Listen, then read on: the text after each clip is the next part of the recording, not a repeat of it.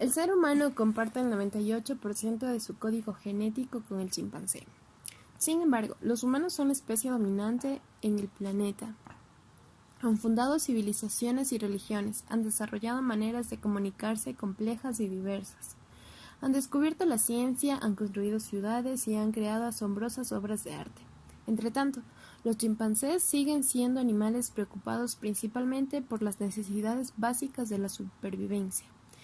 ¿Qué tiene ese 2% de diferencia genética que ha supuesto semejante divergencia entre especies tan emparentadas evolutivamente? En esta obra fascinante, provocadora, apasionada y divertida, Jared Diamond, divulgador y científico de primera línea mundial, investiga cómo el ser humano ha llegado a donde lo ha hecho y qué implicaciones tiene para el futuro. Escrito con su estilo característicamente multidisciplinar, la obra de Diamond reúne reconocimientos de biología molecular, genética, paleontología, antropología y etología. Con todo ello, construye un maravilloso retrato de lo que nos hace humanos y del extraordinario significado que eso encierra. En la actualidad, establecemos una división radical entre los animales, incluidos los simios y los humanos.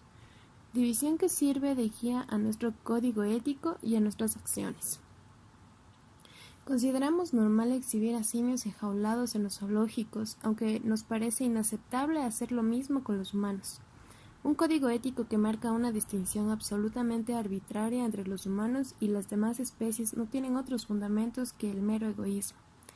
Se hace difícil defender una división radical entre todos los humanos y todos los animales. Más bien parece adecuado aplicar distintas restricciones éticas a la investigación con diferentes especies. Defender que las especies animales más próximas a las humanas deben gozar de derechos especiales tal vez no sea sino otra manifestación de nuestro implacable egoísmo.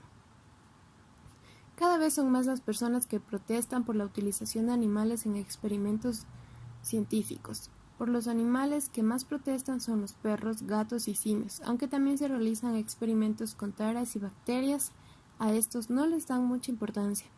Durante la mayor parte de los muchos millones de años transcurridos desde que el linaje humano se separó del de los simios, los humanos hemos ido a juzgar por nuestro modo de vida, poco más que chimpancés elevados de categoría. Comprender el gran salto adelante de la humanidad no es tarea sencilla. Como tampoco lo es escribir sobre el tema, el testimonio más directo proviene de las características de los huesos fosilizados y los utensilios de piedra. Los estudios de los arqueólogos están plagados de términos oscuros para el resto de los mortales. La primera ocasión tuvo lugar hace unos 3 millones de años, cuando el linaje humano se dividió en dos. Un hombre simio de cráneo recio y molares muy grandes, supuestamente herbívoro, y que suele recibir el nombre de Australopithecus robustus, y un hombre simio con una estructura craneal más liviana y muelas de menor tamaño que hipotéticamente llevaría una dieta omnívora y que recibe el nombre de Australopithecus africanus.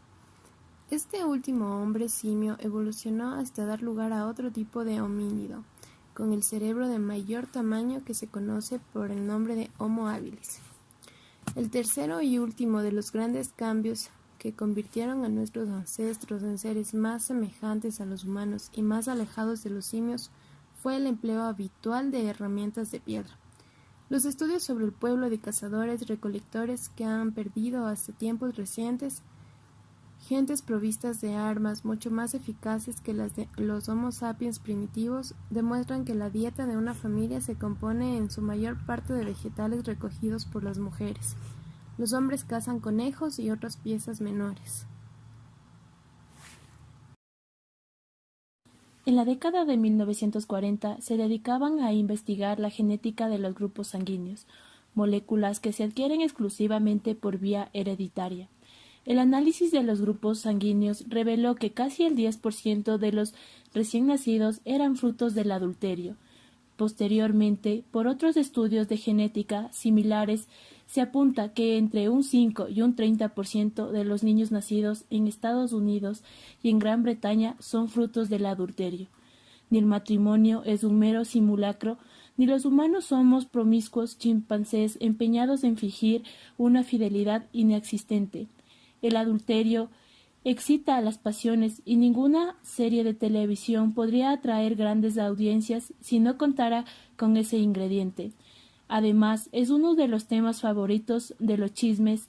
Ahora bien, tal como señaló Freud, el humor es uno de los recursos típicos para enfrentarse a los temas más dolorosos. Acrónimos utilizados como RCE, relaciones sexuales extramaritales, RSP, relaciones sexuales prematrimoniales, SPM, síndrome premenstrual. Los sociobiólogos han recurrido a la teoría del juego, que completa la vida como una competición evolutiva en la que los ganadores son aquellos individuos que dejan tras de sí un número mayor de descendientes vivos. Las principales observaciones recientes sobre el adulterio entre las aves se han basado en 5 especies de garzas, gaviotas y ázares. Son densas colonias compuestas por parejas de machos y hembras, que son nominalmente monógamas. Sin la colaboración de su pareja, un ave no podría criar a sus polluelos, puesto que al ir a buscar comida dejaría el nido desprotegido y en peligro de ser destruido. Los hombres son más proclives a las RCE que las mujeres. Los hombres demuestran mayor interés en tener relaciones sexuales con distintas compañeras por el simple hecho de que en la variación está el gusto. Por ejemplo, entre las tribus montañesas de Gran Guinea, los hombres alegan que les interesan las RCE porque las relaciones con su mujer siempre terminan por resultar aburridas. En tanto que las mujeres mantienen RCE, suelen hacerlo porque su marido no las satisface sexualmente, debido, por ejemplo, a su avanzada edad. En 1810 se promulgó en Francia la primera ley de la historia que penalizaba la infidelidad masculina. Esa ley se limitaba a prohibir que un hombre casado acogiera en su casa conyugal a una concubina sin el consentimiento de su esposa.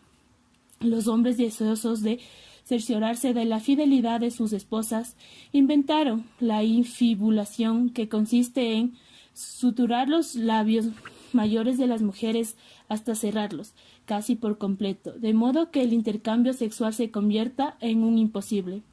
En la actualidad, la infibulación sigue practicándose en 23 países, desde África, pasando por Arabia Saudita hasta Indonesia.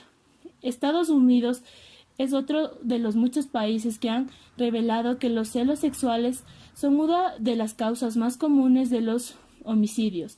Por lo general, el homicida es el marido y la víctima la esposa, adúltera o su amante. Los celos sexuales fueron uno de los factores que más guerras provocaron en la historia de la humanidad. Se ha observado que la mayoría de los maridos y esposas comparten las ideas religiosas, el origen étnico, etc. Las personas desordenadas tenderán a casarse con los iguales, aunque las probabilidades de que alguien desordenado se case con una persona compulsivamente pulcra no son tan bajas como las probabilidades de que alguien de ideas políticas contraiga matrimonio con una persona izquierdista. Aún así, el físico es un criterio más a la hora de elegir. ¿Por qué envejecemos y morimos? La muerte y el envejecimiento constituyen un tema frecuente en las preguntas infantiles, sin tener en claro su conocimiento, un misterio que negamos en nuestra juventud y que vuelve a hacerse importante al envejecer. ¿Por qué es tan fácil vivir 80 años y tan difícil vivir 100? ¿Por qué siendo seres inteligentes y desarrollando nuevas tecnologías en la medicina, por qué aún así envejecemos y morimos? Los avances culturales y tecnológicos no habrían bastado para prolongar la vida humana, si paralelamente no se hubiera producido una adaptación del cuerpo a la longevidad. Cuando se trata del cuerpo humano, el ejemplo más evidente del control de daños es la curación de heridas. Muchos animales poseen mecanismos de regeneración. A los lagartos les vuelve a crecer una cola amputada. A las holoturias se les regeneran los intestinos. Los humanos, en lo que respecta a reparaciones en el plano molecular, el ADN solo se repara mediante el control de daños a través de enzimas, que no causan ningún efecto al ADN en buen estado. Otro ejemplo lo podemos ver en los elefantes, quienes pueden cambiar su dentadura hasta 5 veces. O los tiburones, quienes cambian incontables veces su dentadura. En tanto los humanos solo la cambiamos en nuestra edad adulta. Si tuviéramos estas posibilidades, evitaríamos la posibilidad de repararnos la boca con empastes, coronas, a medida de que envejecemos, y peor aún, dentaduras postizas.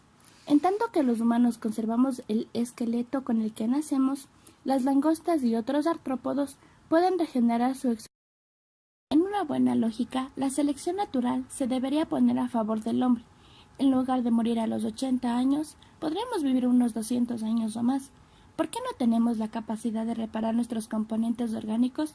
La selección natural tiende a maximizar el ritmo de producción de hijos con el objetivo de asegurar nuestra descendencia.